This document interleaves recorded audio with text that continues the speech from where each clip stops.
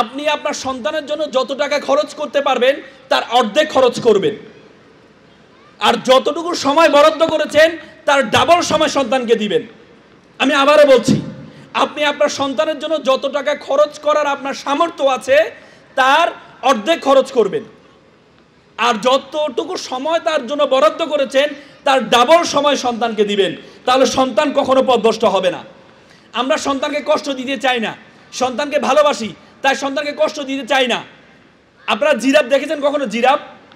Giraffe দেখেছেন? দেখবেন Discovery চ্যানেলে দেখবেন, জিরাফ যখন জন্মগ্রহণ করে, সন্তান যখন জন্মগ্রহণ করায়, জিরাফের মা জিরাফের বাচ্চাকে একটা লাথি মারে। দেখবেন যখন লাথি মারে তখন অনেক দূরে গিয়ে পড়ে, তখন জিরাফ কি করে, আবার ওখানে যায়, গিয়ে তার বাচ্চাকে আবার একটা লাথি মারে। তখন জিরাফ বাচ্চাটা আবার দূরে গিয়ে পড়ে। একটু পরে যখন জিরাফের মা আবার জিরাফের বাচ্চার কাছে যেতে চায়, তখন জিরাফের বাচ্চা চিন্তা করে যে আমাকে আবার লাথি খাইতে হবে, তখন দে দৌড়। আচ্ছা বলেন তো, জিরাফের মা কেন লাথি মারে? খুব নিষ্ঠুর, সন্তানকে পছন্দ করে না? না, জিরাফের মা তাকে লাথি মারে এই জন্য, জিরাফের মা জানে সে তাকে বনে থাকতে হবে, বনে বনে হিংস্র প্রাণী আছে, এই হিংস্র প্রাণী তার শিং নেই, তো সুতরাং তাকে সার্ভাইভাল অফ দ্য ফিটেস্ট, তাকে যদি বাঁচতে হয়, সার্ভাইভ করতে হয়, তাহলে তাকে ফিট হইতে হবে, দৌড়ানো শিখতে হবে। এর জন্য জিরাফের মা তাকে লাথি মারে। আর আমরা সন্তানকে যখন স্কুলে নিয়ে আসি, মাদ্রাসায় নিয়ে আসি, ব্যাগটা সন্তানের কাছে দিই না, নিজে বহন করে নিয়ে আসি।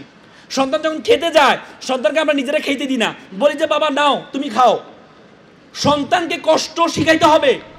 তোমরা হচ্ছে রাবা আইডিয়াল ক্রিয়েটিভ মাদ্রাসার স্টুডেন্ট। তোমরা যে কোনো পরিবেশে, তোমাদেরকে বলা হয় বদরের সৈনিক। আর বদর হয়েছে কখন? খালি পেটে, রমজান মাসে, নাকি? তো সুতরাং যে কোনো পরিবেশে খাপ খাওয়ার মতো। তারপরে হচ্ছে রাবা। রাবা শব্দের অর্থ কি জানো তোমরা? রাবা অর্থ কি জানো? কি রাবা শব্দের অর্থ হচ্ছে বিজয়, জয়। মানে যারা বিজেতা, যারা জিততে জানে, আদর্শিকগতভাবে যারা জিততে জানে, তাদেরকে বলা হয় রাবা। আমি ছোটবেলা একটা কবিতা পড়েছিলাম যে নামের বড়াই করো না তো নাম দিয়ে কি হয়, নামের মাঝে পাবে না তো সকলের পরিচয়। আজকে তোমাদের মাদ্রাসায় এসে কবিতার লাইনটি পরিবর্তন করতে ইচ্ছে করছে, নামের বড়াই করো তোমরা নাম দিয়ে সব হয়, নামের মাঝে পাবা রাবা আইডিয়াল ক্রিয়েটিভ মাদ্রাসার পরিচয়। ঠিক কিনা? আজকে তোমাদের স্টুডেন্টদের অবস্থা দেখে আমার কাছে মনে হলো যে আমাদের এখানে যারা আছেন অভিভাবকরা বেশি আছেন। আমি এখানে বসে আমি স্টুডেন্ট খুঁজছিলাম যে স্টুডেন্ট কারা আছো, তোমরা যে লেভেলে আছো। আজকে আমি একটু অভিভাবকদেরকে নিয়ে কথা বলার ইচ্ছে করছি, যে অভিভাবক যারা আছেন অনেক কষ্ট করে সন্তানকে ভালোবেসে, সন্তানকে পছন্দ করে আপনারা এখানে আসছেন। অভিভাবকদেরকে যদি বলা হয় যে এক হাতে পুরো পৃথিবীটা দেওয়া হবে, আরেক হাতে আপনার সন্তানকে দেওয়া হবে, অভিভাবকরা তার সন্তানকে গ্রহণ করে নেয়। তো সেই হিসাবে আপনাদের থেকে একটু সময় আমরা চেয়ে নিব। আমি কয়েকটি কথা অভিভাবক এবং সন্তানদেরকে নিয়ে বলবো। আজকে আমি সর্বপ্রথম অভিবাদন জানাই রাবা আইডিয়াল ক্রিয়েটিভ মাদ্রাসাকে, এত চমৎকার একটি আয়োজন করেছে। চাইনিজ দার্শনিক কনফুসিয়াস বলেছেন যে তুমি যদি 1 বছরের ফলাফল চাও তাহলে তুমি মাছ চাষ করো, যদি তুমি 10 বছরের ফলাফল চাও তাহলে তুমি গাছ রোপণ করো, আর তুমি যদি 100 বছরের ফলাফল চাও তাহলে মানুষ চাষ করো। মানুষ চাষ করার জন্য আজকের এই যে চমৎকার যে আয়োজন, এই আয়োজনের জন্য আমার রাবা আইডিয়াল ক্রিয়েটিভ মাদ্রাসাকে আমরা অভিবাদন জানাই। সাথে সাথে আপনারা যারা অভিভাবক, আপনাদেরকে আমি অভিবাদন এই জন্য জানাই কারণ আপনারা আপনাদের সন্তানকে, আল্লাহ রাসূল বলেছেন তালাবুল এলমি ফরিদাতু আলা কুল্লি মুসলিম ওয়াল মুসলিমাত, যে প্রত্যেক নরনারীর জন্য জ্ঞান অর্জনকে ফরজ করা হয়েছে।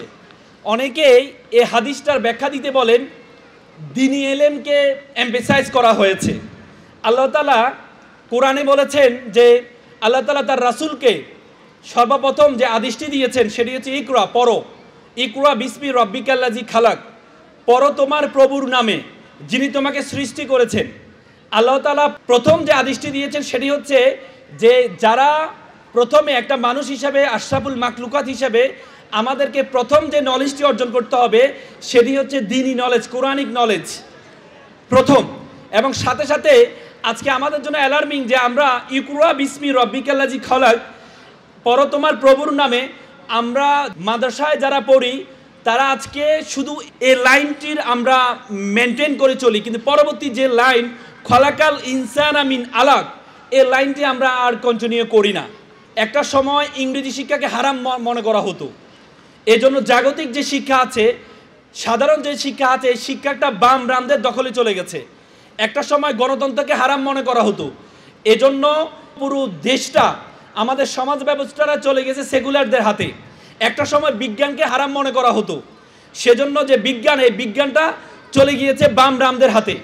কিন্তু আজকে আমি খুব চমৎকৃত হয়েছি, রাবা আইডিয়াল যে মাদ্রাসা, সে মাদ্রাসার জাগতিক নলেজ, আল্লাহ তাআলা বলেছেন ইকরা বিসমি রাব্বিকাল্লাযী খালাক, পড়ো তোমার প্রভুর নামে। দ্বিতীয়টি তিনি বলেছেন খালাকাল ইনসানা মিন আলাক, তিনি তোমাকে জমাট বাঁধা রক্ত থেকে সৃষ্টি করেছেন।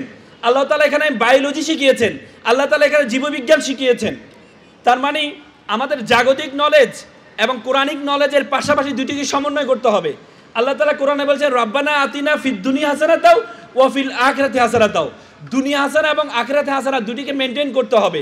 তো সুতরাং এই মাদ্রাসাটি আমি খুব চমৎকৃত হয়েছি, ওনাদের বাংলা ভার্সন আছে, ইংরেজি ভার্সন আছে, এজন্য যদি দুটিকে সমন্বয় করা যায়, কোরআনিক নলেজ, আমি অভিভাবকদেরকে বলবো আপনারা আপনাদের সন্তানকে, যে চমৎকার একটা সিদ্ধান্ত নিয়েছেন যে আপনাদের আগে আমাদের ছোটবেলা আমরা দেখতাম, আমরা ছোটবেলা মুক্তবে যেতাম, এখন কিন্তু আমাদের মুক্ত ব্যবস্থাটা নেই। আমরা এখন বলি আমাদের সন্তানরা আমাদেরকে সালাম দেয় না, আমরা আমাদের বলি আমাদের সন্তানরা আমাদেরকে সম্মান দেয় না। তার মূল কারণ হচ্ছে আমরা মুক্তব থেকে শিখেছি বড়দেরকে দেখলে সালাম দিতে হয়, মুক্তব থেকে শিখেছি পিতামাতাকে শ্রদ্ধা করতে হয়, কিন্তু আমাদের সকালে ক্লাস শুরু হয় 7টা থেকে, এজন্য আমরা মুক্তবে যেতে পারি না। মুক্ত ব্যবস্থাটা এখন বিলীন হয়ে গিয়েছে। সে জায়গায় একটা মাদ্রাসা শিক্ষা ব্যবস্থা যখন কোরআনিক নলেজ এবং জাগতিক নলেজের সমন্বয় করা হয়, তখন এই স্টুডেন্ট একটা বারুদে পরিণত হয়। এজন্য আমি অভিবাদন জানাই আপনাদের যারা অভিভাবক আছেন তাদেরকে। আজকে যারা শিক্ষার্থী আছো, দেখো তোমাদের you must mind it, this is the beginning, you must mind it, this is the beginning, this is the very very beginning of your journey. তোমাদের জীবন মাত্র শুরু হয়েছে।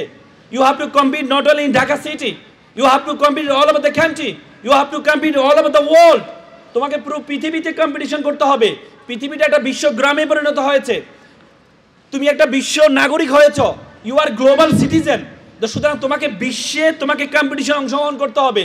কম্পিটিশনে অংশগ্রহণের আগে প্রথমে তোমাকে জানতে হবে তুমি কে, who are you, where you want to go, তুমি কে, তুমি কতটুকু যেতে পারবা, তোমাকে প্রথমে জানতে হবে। উপমহাদেশ সেরা কবি ফরিদউদ্দিন বলেছে উনসু মাতলু বেজা হাত দরগাহা হার তুরি গো বাজে গো খুদ নেশা। পৃথিবী যাকে খুঁজে বেড়াচ্ছে তুমি সেই ব্যক্তি, তুমি তোমাকে খুঁজে বের করো, তুমি তোমাকে খুঁজে বের করো, তুমি কে, তুমি তোমার অবস্থাটা জানো। দেখো একটা অবস্থা, একটা সময় বলা হতো যে তোমরা জানো পুরো পৃথিবীটা আমাদের হাতের মুঠো চলে আসে। 2006 সালে একটা অপটিক্যাল ফাইবার স্টেশন বাংলাদেশে করা হয়েছে, কক্সবাজার অপটিক্যাল ফাইবার স্টেশন। সেটি ইউরোপ থেকে মিডল ইস্ট হয়ে বাংলাদেশের কক্সবাজারে একটা অপটিক্যাল ফাইবার কেবল, একটা তার দিয়ে 18,500 কিলোমিটার তারের দূরত্ব, একটা তার দিয়ে পুরো পৃথিবী আমাদের হাতের মুঠে চলে আসছে। আর বিজ্ঞান বলে আমাদের মাথায় একটা তার আছে, স্নায়ু আছে, আমাদের মাথায় প্রায় 2 কোটি নার্ভ আছে, 2 কোটি চিকন তার আছে।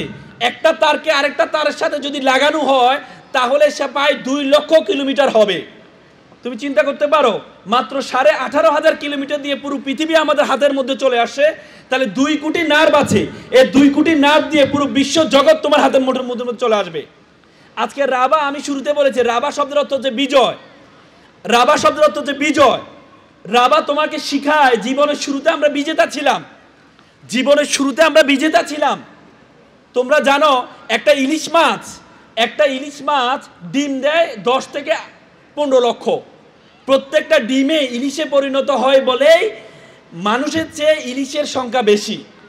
আর বিজ্ঞান বলে আমরা যে সন্তান হয়েছি, আমরা যে আমাদের বাবার যে শুক্রাণু হয়েছে, প্রায় 2-4 কোটি শুক্রাণু ছিল, সে 4 কোটি শুক্রাণু থেকে আমাদের মায়ের ডিম্বাণুতে গিয়ে একটি মাত্র শুক্রাণু গিয়ে কম্পিটিশন করে জয়ী হয়েছে, আমাদের মায়ের ডিম্বাণু গিয়ে আমরা জন্মগ্রহণ করেছি। তুমি চিন্তা করতে পারো জন্মগ্রহণ করার সময় অনেক শুক্রাণু মারা যায়, অনেক শুক্রাণু মারা যায় জন্মগ্রহণ করার সময়, কিন্তু তখন আমরা মারা যাইনি, আমরা তখনও বিজেতা ছিলাম। এবং জন্মের প্রায় 6 মাসের মাথায় অনেক বাচ্চা মারা যায়, তখনও আমরা মারা যাইনি। তার মানে বুঝতে হবে আমরা জীবনের শুরুতে বিজেতা ছিলাম, আমরা জীবনের শুরুতে বিজেতা ছিলাম। তো সুতরাং এখন আমাকে বিজেতা হওয়ার জন্য আমার সে মানসিকতা নিয়ে আসতে হবে। আজকে অভিভাবকদেরকে আমি বলবো, এখানে যারা বেশিরভাগ অভিভাবক আছেন, আমরা অনেক সময় সন্তানদেরকে লালন পালন করার ক্ষেত্রে অল্পতে হতাশ হয়ে যায়, অল্পতে বলি যে সন্তানদের কিচ্ছু হবে না। আমরা বলি এই তোমার মতো সন্তান আমার পেটে নিয়েছি আমি। অনেক সময় আমরা সন্তানকে হতাশাজনক কথা বলি। আমি ছোট্ট একটা এক্সাম্পল দিই। আপনারা দেখেন বাল্ব, সে বাল্ব আবিষ্কার করেছে Thomas Alva Edison. Thomas Alva Edison ছোটবেলায় একটা গর্দভ ছিলেন। স্কুল কর্তৃপক্ষ তার মাকে একটা চিঠি দিয়েছেন, মাকে লিখে দিয়েছেন যে আপনার সন্তানের মতো গর্দভ স্টুডেন্ট এই স্কুল তার জন্য যোগ্য না। পরবর্তী তাকে স্কুল থেকে বের করে দেয়। টমাস আলভা এডিসন যখন বাসায় যায়, তার মাকে জিজ্ঞেস করে, মা, শিক্ষক আমাকে একটা চিঠি দিয়েছে, চিঠিটাতে কি লিখেছে? মা বলেছে, শিক্ষক চিঠিতে লিখেছে তো তোমার মতো মেধাবী স্টুডেন্ট এই স্কুল তোমার জন্য যোগ্য না। তখন টমাস আলভা এডিসন অবাক হয়ে গিয়েছেন, আমি এত মেধাবী, আমি তো জানতাম না। তখন টমাস আলভা এডিসন চেষ্টা করেছেন যে তাহলে আমাকে চেষ্টা করতে হবে, কাজ করতে হবে। আপনারা জানেন এই বাল্ব আবিষ্কার করতে 10,000 বার চেষ্টা করা হয়েছে। যখন তিনি বাল্ব আবিষ্কার করেছেন তখন তাকে জিজ্ঞেস করা হয়েছে, আপনি 9,999 বার ব্যর্থ হয়েছেন, এরপরও কেন আপনি বাল্বটা আবিষ্কার করলেন? তিনি বলবেন, আমি 9,999 বার ব্যর্থ হয়নি, আমি 9,999 বার যখন চেষ্টা করেছি, কেন বাল্ব আবিষ্কার হচ্ছে না তার কারণ আমি খুঁজে পেয়েছি, পরবর্তীতে আমি বাল্ব আবিষ্কার করেছি। টমাস আলভা এডিসন বড় বৈজ্ঞানিক হয়েছেন। যখন যখন মৃত্যুবরণ করেছে তখন আলমিরা থেকে চিরকুটটা বের করলেন। চিরকুটে দেখলেন লেখা আছে, তোমার মতো গর্দভ স্টুডেন্ট এই স্কুল যোগ্য নয়। তখন টমাস আলভা এডিসন চোখের পানি ফেলে দিয়েছেন।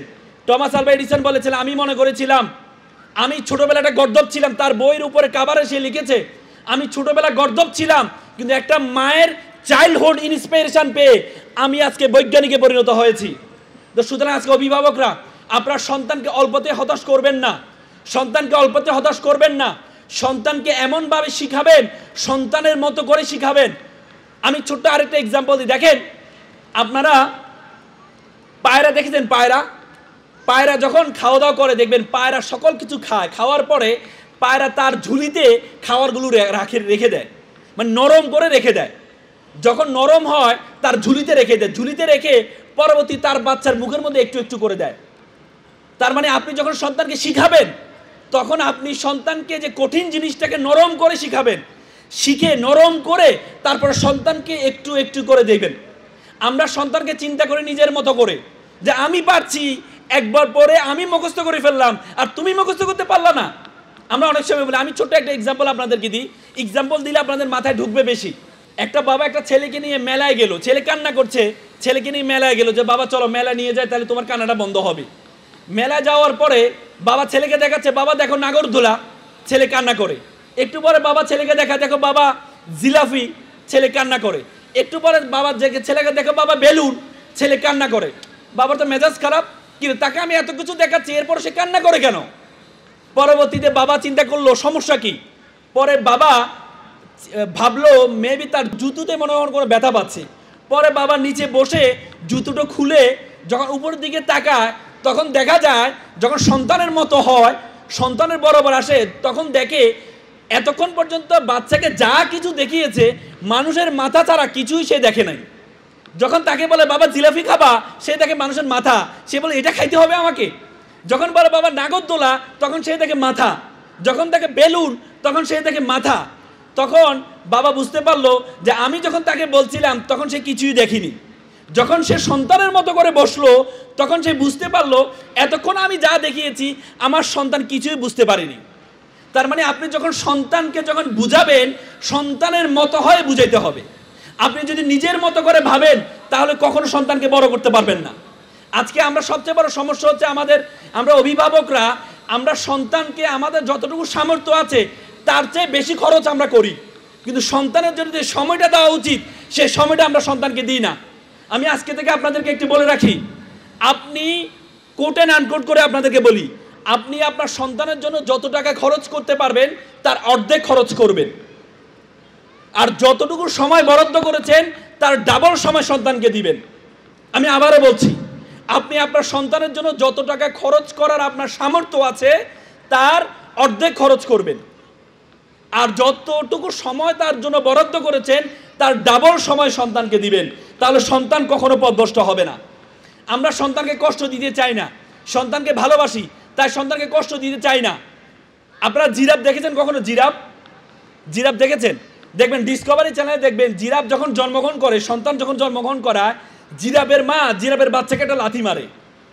দেখবেন যখন লাথি মারে তখন অনেক দূরে গিয়ে পড়ে, তখন জিরাফ কি করে, আবার ওখানে যায়, গিয়ে তার বাচ্চাকে আবার একটা লাথি মারে, তখন জিরাফ বাচ্চাটা আবার দূরে গিয়ে পড়ে।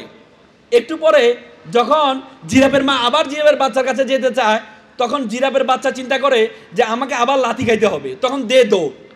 আচ্ছা বলেন তো জিরাফের মা কেন লাথি মারে? খুব নিষ্ঠুর, সন্তানকে পছন্দ করে না? না, জিরাফের মা তাকে লাথি মারে এই জন্য, জিরাফের মা জানে সে তাকে বনে থাকতে হবে, বনে বনে হিংস্র প্রাণী আছে, এই হিংস্র প্রাণী তার শিং নেই, তো সুতরাং তাকে সার্ভাইভাল অফ দ্য ফিটেস্ট, তাকে যদি বাঁচতে হয়, সার্ভাইভ করতে হয়, তাহলে তাকে ফিট হইতে হবে, দৌড়ানো শিখতে হবে। এই জন্য জিরাফের মা তাকে লাথি মারে। আর আমরা সন্তানকে যখন স্কুলে নিয়ে আসি, মাদ্রাসায় নিয়ে আসি, ব্যাগটা সন্তানের কাছে দিই না, নিজে বহন করে নিয়ে আসি। সন্তান যখন খেতে যায়, সন্তানকে আমরা নিজেরা খেতে দিই না, বলি যে বাবা নাও তুমি খাও। সন্তানকে কষ্ট শিখাইতে হবে। সন্তানকে কষ্ট যদি আপনি না শিখাইতে পারেন, নিজের কাজ নিজে করে শিখাবেন সন্তানকে। সন্তানের জন্য সকল কিছু আরামদায়ক করবেন না। আপনারা দেখবেন সাফারি পার্কে, গাজীপুর সাফারি পার্কে দেখবেন যে শুঁয়োপোকা থেকে প্রজাপতি কিভাবে বের হয়। দেখবেন শুঁয়োপোকা থেকে, একবার জীববিজ্ঞানের শিক্ষক দেখাচ্ছে শুঁয়োপোকা থেকে প্রজাপতি কিভাবে বের হয় সেটা শিখাচ্ছে।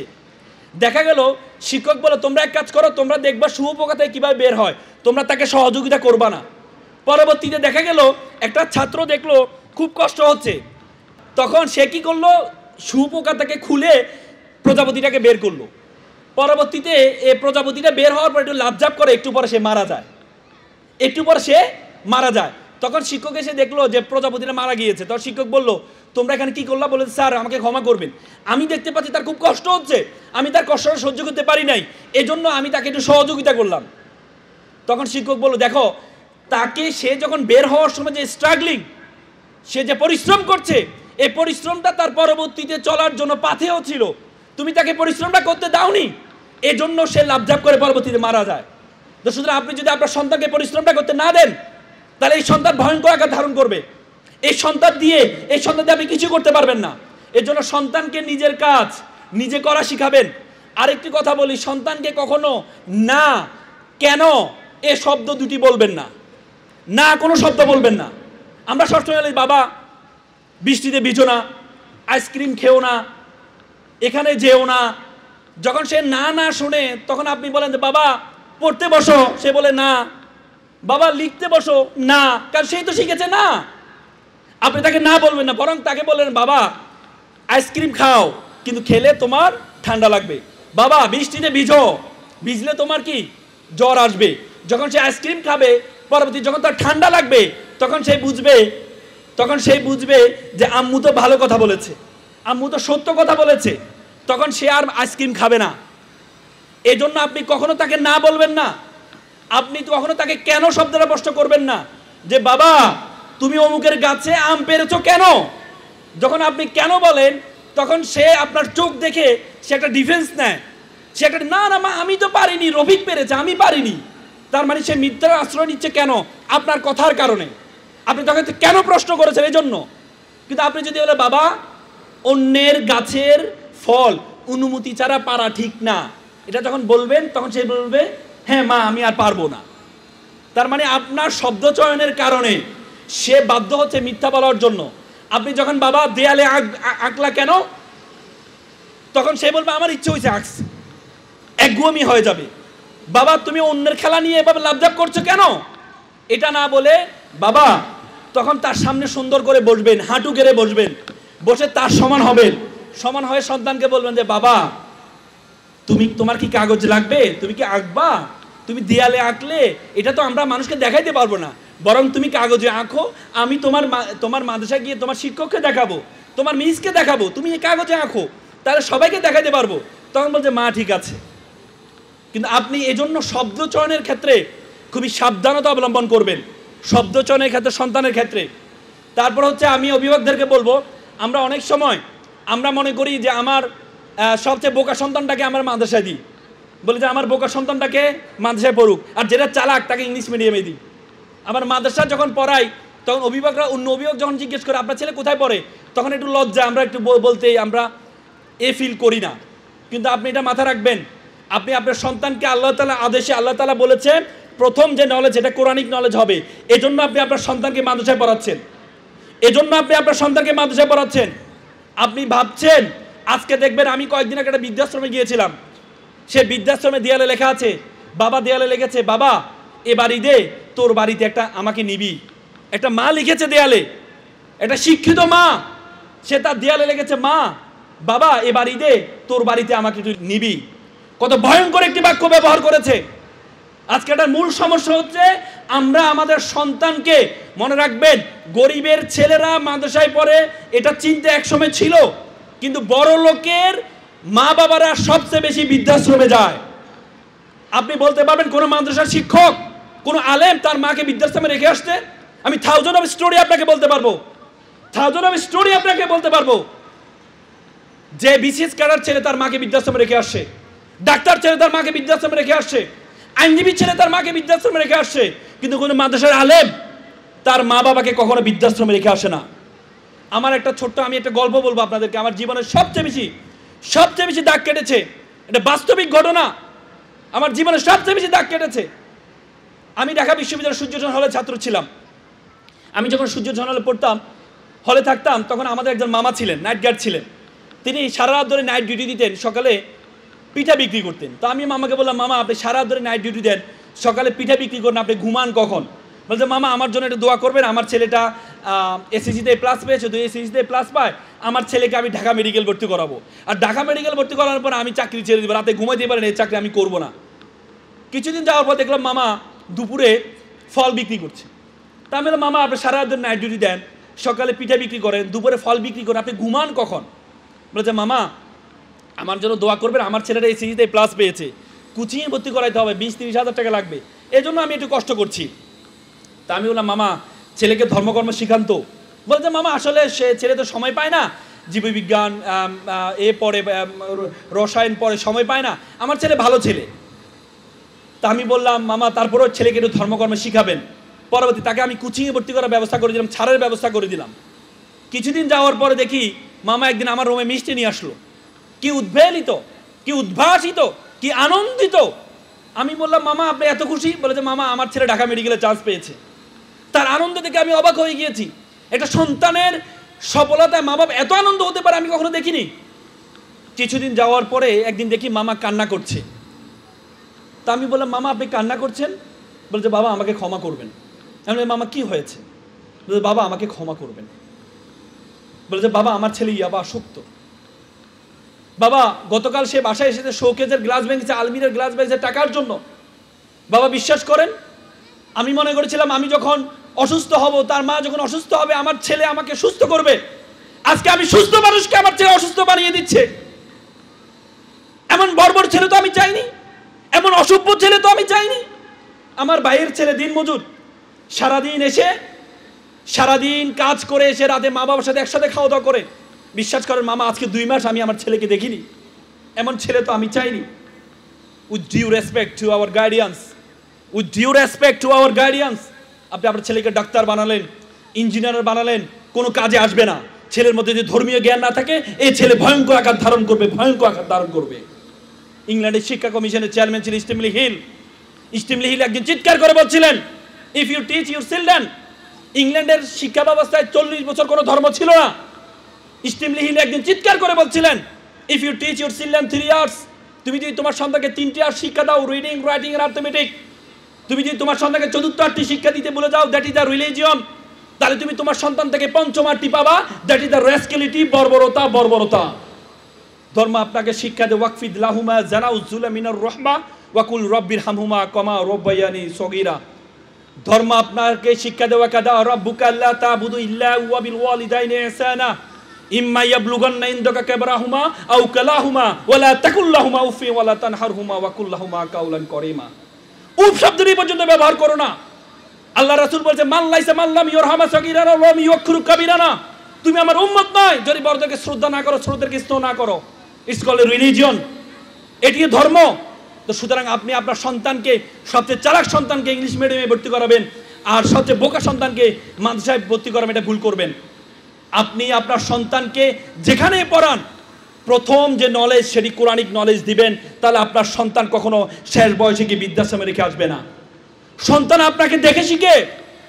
আমরা সন্তানকে শুধু কমান্ড করি। আপনারা জানেন একবার একটা আমেরিকা একটা ছেলে ইঞ্জিনিয়ার হয়েছে, তার বাবা মারা গিয়েছে। মা কল করলো যে বাবা তোমার বাবা মারা গিয়েছে। সে বলে তোমাকে আসতে হবে। ছেলে বলে ঠিক আছে মা, আমি ব্যবস্থা করছি, আসার ব্যবস্থা করছি। পরবর্তী ছেলে কিছুক্ষণ পর তার খালাকে ফোন দিয়ে বলল, খালা মাকে বলো আমি আসতে পারবো না, আমি টাকা পয়সা পাঠাচ্ছি, বাবার শেষ কাজ যত তুমি শেষ করো। তখন মা আবার ছেলেকে কল দিল, বাবা তুই আসবি না? বলছে মা আমার একটা প্রমোশন আছে, যদি আমি এখন চলে যাই আমার প্রমোশনটা আটকে যাবে। মা বললো তোমার প্রমোশন বড় হয়ে গিয়েছে তোমার বাবার থেকে?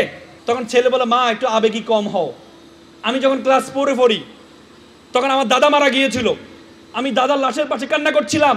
তুমি আমাকে জোর করে আমাকে স্কুলে নিয়ে গিয়েছিলে, তুমি আমাকে বলেছিলে যে মারা যাওয়া সে মারা গিয়েছে, ক্যারিয়ারের সাথে কোনো কম্প্রোমাইজ করা যাবে না।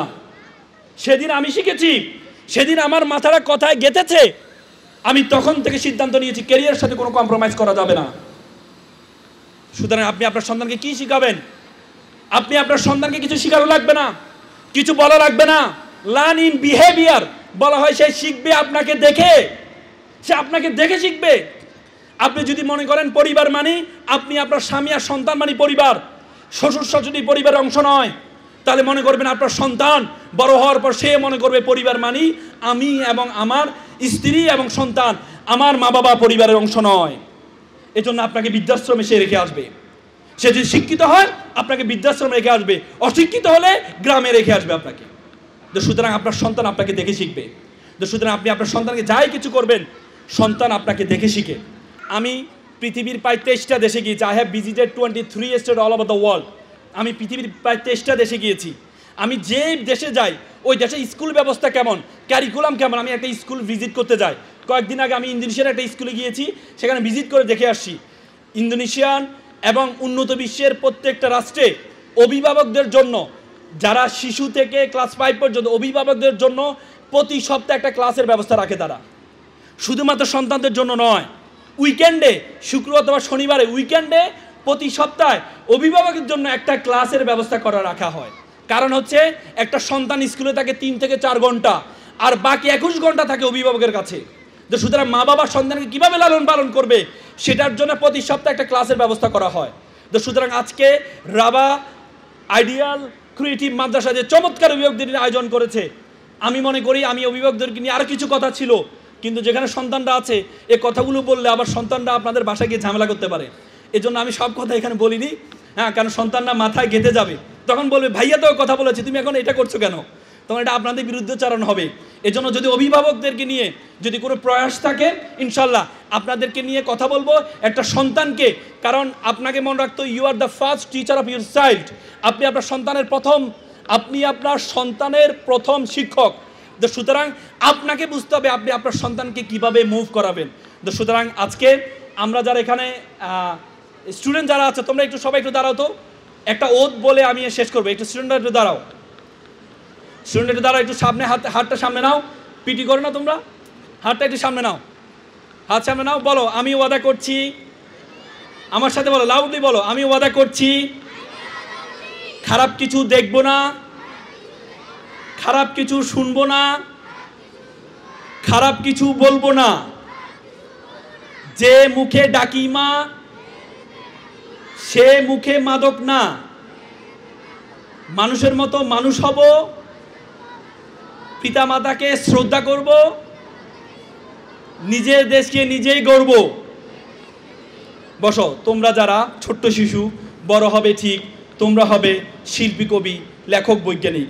আজকে যারা ফুলের কলি, কালকে হবে ফুল। তোমরা এই দূর করবে এই সমাজের ভুল। সকালে ভালো থাকবা, সুস্থ থাকবা। আসসালামু আলাইকুম। রাবা আইসিএ।